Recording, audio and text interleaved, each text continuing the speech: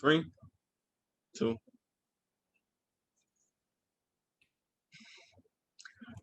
Welcome to the Mind of Basketball Podcast, also known as M.O.B Podcast, Playoff Edition.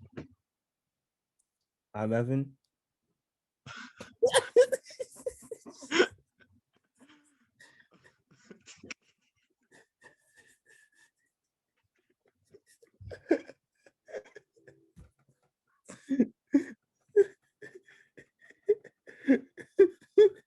Start the theme song now.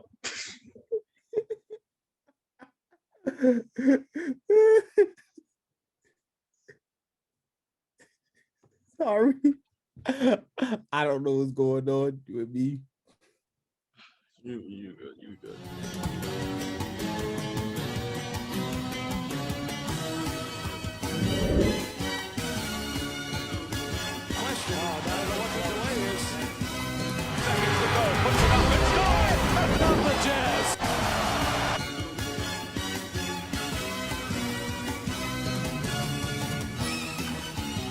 Welcome to the Mind of Basketball Podcast, also known as M.O.B Podcast, NBA Playoff Edition.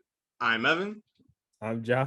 And this is our basketball podcast. We recap, break down, and analyze players and teams in the playoffs from the previous games from the previous day. Got through. How are you, Ja? I'm cool. I'm good. That's good to hear. That's good to hear. I'm doing fantastic for today. A lot of great playoff basketball from last night. A lot of very entertaining game. A lot of great playoff performances. And a blowout. But let's get into it. He's back. It's simple to say he's back. He is back. Donovan Mitchell of the Utah Jazz, after missing about a month of action. Yeah, he missed a good amount of time. Their star player, their best player, man at the helm for that team. One of the main reasons as to why they even got the number 1 seed in the first place is back. And boy, did he contribute. And boy, did he let Dylan Brooks know that you can't guard me. Immediately, Dylan Brooks got in foul trouble. Immediately in that first quarter. Yeah. And that really hurt the Grizzlies. That, along with Jonas Valanciunas getting in foul trouble as well. Yeah. And Valanciunas, he needs to cut that out because he getting in foul trouble a lot recently. And he's a great player, and especially for this team, he's very valuable. He increases their chances of winning, so he needs to stop fouling. Yeah, man. SPIDA came back and he did what I heard AI did on All the Smoke podcast when he used to go against Baron Davis. He said, got him those fouls and told him go sit his ass down. He can't guard me. That's what he did. Yep. Quick fouls in the first quarter. Said, "You go sit down. You can't guard me." Yep. And you can see it was a different vibe to this Utah team. You know, with Donovan Mitchell in the lineup getting buckets, even on restricted minutes, still getting buckets. It opened the floor for the rest of the players. Opened the floor for Mike Conley, who was big time for this game. Had a great game for them. Opened the floor for Rudy Gobert, also big time on both offense and defense. You all know he's best known for his defense, but he played great on the offensive side of the ball. You know, it opened up for their shooters. You know how much the Jazz struggled in that first game, shooting the three.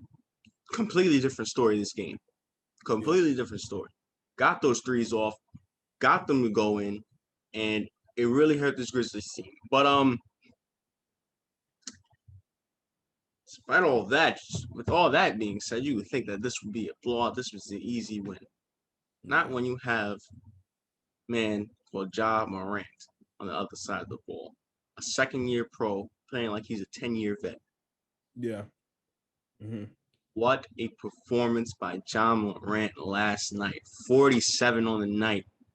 He was putting the team on his back. They were down big time, especially in that third quarter. And then he just came alive. Mm-hmm. And he willed this team back to that game into that third and late in that third quarter. Yeah. Well, we talked about it, but we didn't. I don't know if we went into it. But like we always said in order for the Memphis to even have some kind of success winning when it comes to deep moments, regardless it's not serious like needing to get into the playoffs or playoffs in general. Mm. Ja Morant can't just be scoring 20. Like, you know how he usually always has those games in which he has his 20 and 10 and stuff like that. Yeah. Well, it can't always be like that.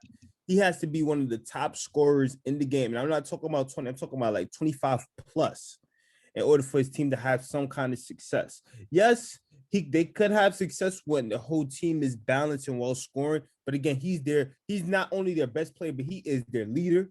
They follow him. They go wherever he takes them to, and this is big time. He's basically shown a prime example of why he's one of the best, why he's one of the best young talents, and one of the best young leaders. He basically tried to will his team to have some kind of success in this game, despite everything not going their way. They really wanted to go as planned in the beginning. He was the main reason why they was able to keep up in this game for sure. Yep, and that was specifically late in that third quarter. Other guys stepped up too. Kyle Anderson, Valanciunas, Dylan Brooks as well, proving that he's a budding star in this league with another great offensive performance. Even though he struggled a little bit on the defensive side of the ball, especially in the foul trouble. But when he was on the floor, he was getting buckets. He was doing his thing. And they really got the Grizzlies back to this game late in the third quarter. But then immediately at the start of the fourth quarter, the Jazz took off. They just took off. Yeah. Took off start of the third quarter. But the Grizzlies still, they almost just like the Jazz, don't give up. Yeah. Stay within it. Try to get it. Cut this lead within single digits again. Mm-hmm. But then the Jazz able to just pull it off late, ride into the sunset, well, at least for this game. And get the big win. Well, yeah, man. Look, at one thing that you can tell about both of these teams is that they never have any kind of quit in them, unless if they really down bad. Like, even when they really down bad, they actually don't quit at all. But hey, one thing about these teams, they're gonna fight till the end. They're gonna fight till the end, and you've seen it in that fourth quarter. But hey, when you are up like the Jazz and you have some opportunity to basically seal this game, probably they didn't seal it guaranteed for sure. But they knew that, come on, they're on their home floor. Donovan Mitchell's back. Everything is going well for them tonight. Everything is going well for them tonight. They had to secure this win. And that's just the way it went. It just went like that for them. Yep. An offensive explosion by the Utah Jazz. Sorry, got to give credit. Like I already mentioned Donovan Mitchell, Mike Conley, big game, double-double, being a playmaker and scoring at will. Rudy Gobert, big time for them as well. Like I said, Joe Ingles, Bogdanovich, Royce O'Neal, Jordan Clarkson, 6th Man of the Year. And with all that, they was able to put up a franchise record in the postseason, 141 points. That's big time. Showing what this Jazz team can be capable of. Now they're fully healthy. Donovan Mitchell is back. Ooh, it's scary. It's scary. But the Grizzlies did do their job, though, splitting the series in that first game. So now they go back to the grindhouse, go back to Memphis. Memphis in the playoffs again in that home floor, FedEx Arena. Should be exciting for Game 3. Yep. Speaking of doing their job, in Game 1, the Atlanta Hawks, led by Trae Young, did their job in the Garden, silencing that crowd and getting the big win against the Knicks. So the Knicks look to come back Game 2 and tie this series up. And it was a little bit of a bumpy ride for the Knicks in that first half. Yeah. Randall struggled again that first half. Really struggled again. Wasn't looking so well. The Knicks defensive side of the ball, they went cold. And why did they go cold? Especially in that second quarter, because Trae Young is a monster. That's why they went cold. Trae Young was doing it all. Reverse layups, 3-point shots, floaters. I mean, And there was no drawing fouls either. Exactly. Hey man, It's all just bucket getting. Yeah. Hey man, look. We all heard the story. Me and you, we both heard the story so many times from so many players of how difficult it is to play in that arena, Madison Square Garden, and Hell, how even when you're playing for the Knicks. exactly. Even when you're playing for the Knicks, you know how difficult it is to play in that arena. But when you're able to do what Trae Young has done these 2 games, is like, it not only attests to how great of a talent you are, but how but it also talks about like your pressure and your timing and things like that, and like how not being phased. If you're not being phased in Madison Square Garden with most of those people disrespecting you, called out your name and stuff like that, cursing you out, saying that you're balding. Exactly, saying that you're balding and all these other things. It's just like, if you could take that and endure that, then you could play basically anywhere, for real. And I think Trae Young is showing that, regardless if you like it or not. There's a reason why they booing his name and disrespect him, because they know he could play. And they know how much of a dangerous threat he could be when it comes time. Yep. And to be honest, NBA fan, I love every second of it. Exactly. I love the Knicks crowd going at him, and I love him silencing them every chance he gets with his on-court play, chirping back at him, shushing the crowd. I love that. That's basketball. That's playoff basketball. That's what you love to see. So yeah, I've been enjoying it. That's been entertaining. But yeah, Knicks really struggled in that first half, like I said, and so many times we talked about with in terms of the Knicks, which could be one key to if they lose the series, it will be because when their defense go cold, when the other team gets hot offensively, they get cold offensively. Yeah. And that what happened. They really couldn't hit their shots in that first half. They was missing good looks too. It was a struggle. And then third quarter hit. And they were down by 12 at halftime. Third quarter hit. Tom Thibodeau made an adjustment of putting Derrick Rose in, of Peyton out. I feel that should have happened months ago. But Derrick Rose started in the second half. And Julius Randle, and also you got to give credit to Nate McMillan for the job he did on Julius Randle in that first half and in game 1. I mean, double teams sent at him, the attention he sent at him. And mind you, inside the NBA, they mentioned that Julius Randle averaged 36 against the Hawks in the regular season. Postseason, different animal. Nate McMillan, great coach. He made the adjustments. He made sure you're not going to beat us. Yeah. And those double teams they sent at him. Almost similar to what Raptors and the Heat did to Giannis. Almost similar, because the Hawks don't have the defensive players that Heat and the Raptors did, and Julius Randle isn't Giannis. Yeah. So almost similar. But it was in that they gave him all the attention. Every time he tried to attack, there was guys all around him. Try to contest the shot, try to block the shot, try to turn the ball over, poke the ball away, whatever it can do. Always pressured him on the double team. Every time he got the ball top of the key, Julius Randle likes to catch it, hold it, and go one-on-one. Yeah. That takes too much time. So the double team comes, and he kind of trapped.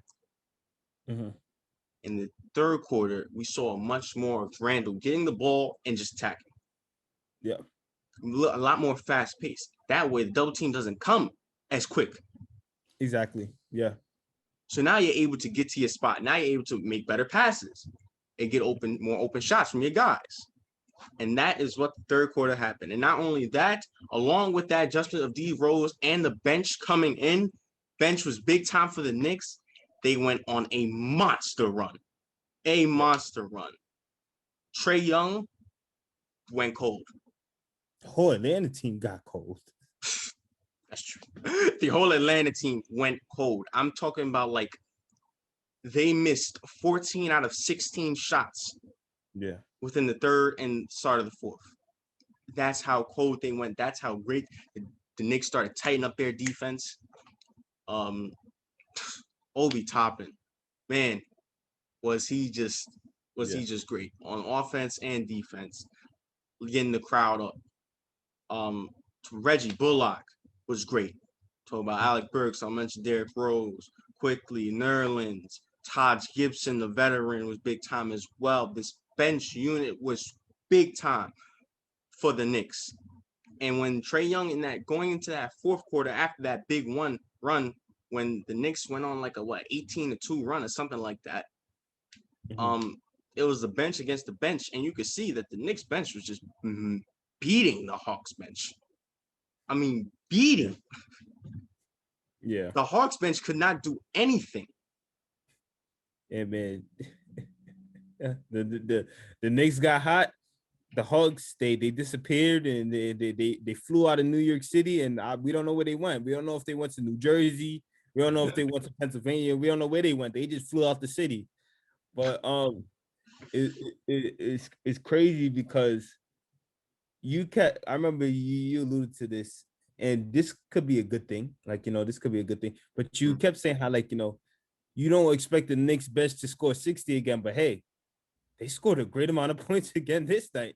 So that should be a good thing for you, though. That should be a good thing. The fact that the bench is coming up big time. Again, you alluded to it so many times. Role players, certain people stepping up into their roles, enhancing their game in the moments like these, because this is where everything matters. And the bench did it for you again. I know you didn't expect it, but hey, you should be happy as hell, man. Yeah, your bench came up big time.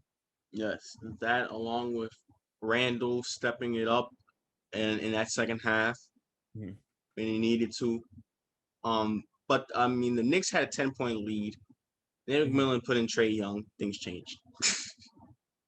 Put in Trae Young, and even though he wasn't able to score as much, the attention that he attracts creates thus the other guys scores. There's 3-point opportunities, at least for Capella lobs, and just like that, it became tie game again. Yeah. 91. And from that point on, the Hawks did not score a single field goal for 5 minutes. Yeah. The one thing I noticed is DeAndre Hunter, he missed some good open shots. I'm like, well, I really noticed that. He did. And he was playing great. Yeah. Especially he was playing great in that first half. Yeah. And he missed a lot of great looks that he made earlier. The Hawks missed a lot of great looks that they made earlier. Yeah, and that's a blessing for the Knicks fans, because I feel like if he makes it, it's probably going. The game is probably going the other way, probably from that. It could have. Yeah. You got to give credit. Reggie Bullock, as I said, was big time. Also, Derrick Rose. Big shots, and big plays. He was big time for the Knicks team. Really stepped up. I mean, every basketball fan loves that. Yeah, man. Who doesn't want Derrick Rose to succeed? Who doesn't want Derrick Rose to ball out? Exactly. Yeah, it's like there's nothing much more greatness that you could say about Derrick Rose. He's such a legendary person, such a legendary ball player, and he does wonders. And he's probably not the top point guards in the league, but he's up there. He's up there as one of the best in the league right now in terms of what he could do for a team, impact right away. Yeah, and strength of him and Randall's jump shot late to seal the deal. The Knicks do end up winning this game and tying the series 1-1. But as Trae Young said, see you in the A. On to Atlanta. But all right.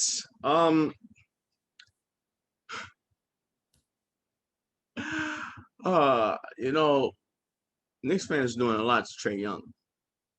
To Trae Young, saying a lot to Trae Young. At least they didn't pour popcorn on him. That being said, the Washington Wizards looking to bounce back from their Game 1 loss against the Philadelphia 76ers. And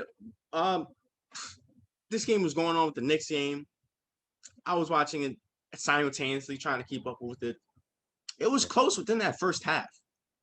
The Sixers did have that lead, though. Yeah. But it was close within that first half. I look at the Knicks game. I turn back. The Sixers are up 20. I look up. look to the right again. What happened?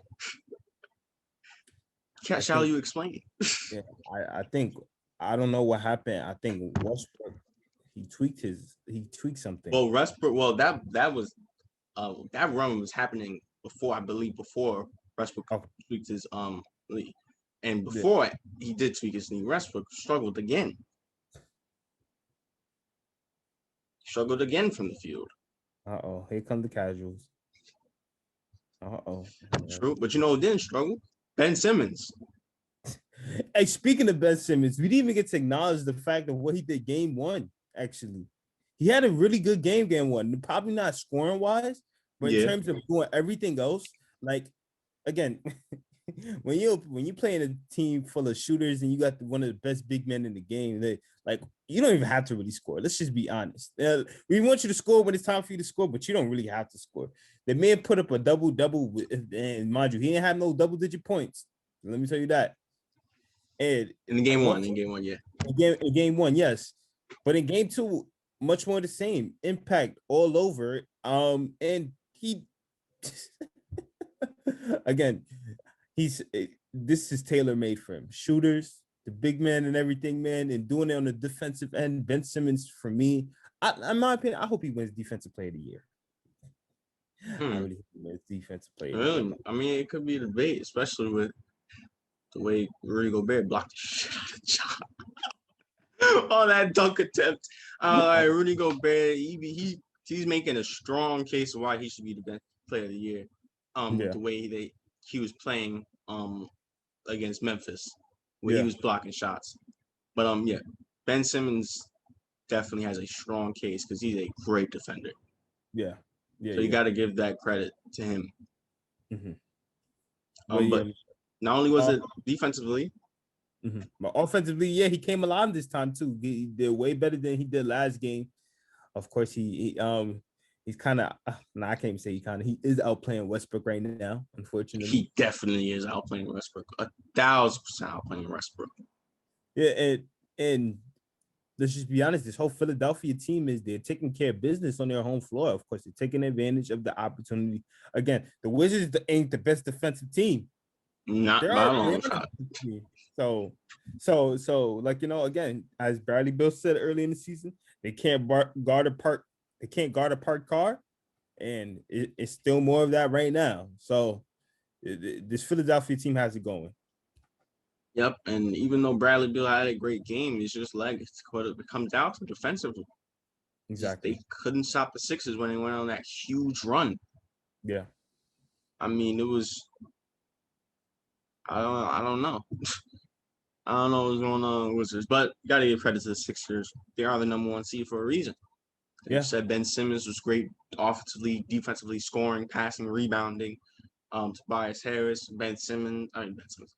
Embiid, even though he didn't have a better game than game one, still had a great game in game two. That's because Ben Simmons also had a better offensive game this game too. Yeah. Got to give credit to the bench. Got to give credit to Korkmaz, stepped up. I mean, these guys, they just proven to you why. I mean, they have a legitimate chance. Mm-hmm. Yeah, man, and if they face any of these teams, if they get past this, well, and to me, it looked like they're gonna get past the round. But if they get past these rounds, they face other tougher, legit like contenders. As long as they stick to their game plan and just be stellar on both ends of the floor, I feel like they're gonna be fine. I feel like they're going to continue to try to be a threat each and every moment. Yep, I agree. A dominating win by the Sixers team, winning by 25 and taking the 2-0 series lead, now heading to the Capitol. Yeah. For game 3 and game 4. All right. That being said, predictions for tonight's set of game 3s. Let's get into it. First, 7:30 TNT coming off that monster blowout in Milwaukee. They now head to South Beach. The Milwaukee Bucks up against the Miami Heat, up 2-0. Who do you have for this game 3? I still gotta put my faith in Miami. They gotta win one game. They can't get swept. Please don't get swept, yo. I don't think they're gonna get swept either, and I think they're going to win this game as well. I got the Heat. Next up of that doubleheader on TNT, 10 o'clock from their bounce back win in game 2. The defending champions now home court Staples Center to battle the Phoenix Suns. I don't know if Chris Paul will be playing, but status or whether he'll be 100% or how he'll be doing. We'll have to see if that plays out. But who do you have? I got the Lakers. I got the Lakers as well. And lastly, NBA TV, 10:30. The Denver Nuggets, off of that strong performance in game 2, looking to get another win, but this time in Portland against the Blazers. I got the Blazers. I feel like they play better at home than they do on the road. Interesting. I got the Blazers as well. All right. Well, we picked the same. We got the same guys. Well, yeah. All right. I think it's time to wrap things up. Any final thoughts, John? Hey, man. These fans are ruthless as hell, man. The popcorn, Westbrook. Yeah, the popcorn thing, that was unnecessary. I don't know who I said. I don't know. Look at number one. There's been many incidents in which fans have got kicked out of arenas and like never able to come back in because of dumb stuff like that. What will make you risk doing that, knowing that there's a likely chance that you may never ever get to watch a live game, like a legit, like a live in-person game again? Like what? Heat of the moment. Yeah, the NBA playoffs are here and fans are back. Hey man, I love that the fans are back. Well, despite that incident, but I love the fans back. They bring the atmosphere, they bring the intensity, they bring the playoff feeling. Yeah, they do. They do. It's just unfortunate that that happened to Westbrook. Mouth of the Palace Part 2. That's how it happened. That's how it happened. Yeah, that's how it happened. Something got thrown. Exactly. Ron Artest was calm at the time. Ron Artest was Ron Artest at the time? Sitting on the table, minding his own business, trying to calm down, trying to not fight Ben Wallace. Mm-hmm. Next thing you know, Detroit fan just throws a cup at him, and the rest is history. The rest is history. After that. But yeah, some very good entertaining games from last night, despite the blowout from the Sixers game. That Knicks-Hawks series proving to be a great series. Ja Morant, what? I was going to say that's the best. That's the most entertaining series out of all the series that's happening. Yeah. Not to say the other series aren't entertaining, because all the series have been entertaining. But yeah, that's been very entertaining with the crowd, with Trae Young, just with the battles. I mean, this is going to be a close matchup. We all know that this is going to be a close matchup. Yeah, even if you have the Knicks winning, you know that it's easily the Hawks win. Even if you have the Hawks winning, you know that the Knicks win. I mean, this could really be a 7-game series, go either way. Yeah, hell yeah. And so it's been very fun. The Grizzlies and the Jazz matchup. Donovan Mitchell back. Dylan Brooks trying to prove himself. Ja Morant. He's just different. He really is different. This Grizzlies team probably pull up another 8th seed upset. Something similar to 10 years ago. I hear you. But hey, look it. One thing for sure, that Ja versus Spider matchup is going to be legendary for sure. With Donovan Mitchell being back, you're going to see a lot of bucket getting. A lot. Mm-hmm. You already saw it tonight. Last night. So it's like if you've seen it last night, you're going to see a lot more. There's no that. Yeah. Hopefully get some good entertaining games for tonight in these game 3s. We'll see what happens. But with that being said, thank you guys for watching today's podcast. Make sure to tune into tomorrow's podcast. Make sure you like, share, subscribe, comment, support the channel, give us feedback, all that good stuff. Also, follow our IG and our TikTok down in the description below. Yes. And once again, I'm Evan. I'm Ja. This is My Basketball Podcast. Oh, playoff edition. What the hell, bro? Yeah. Popcorn edition. Playoff. Playoff edition.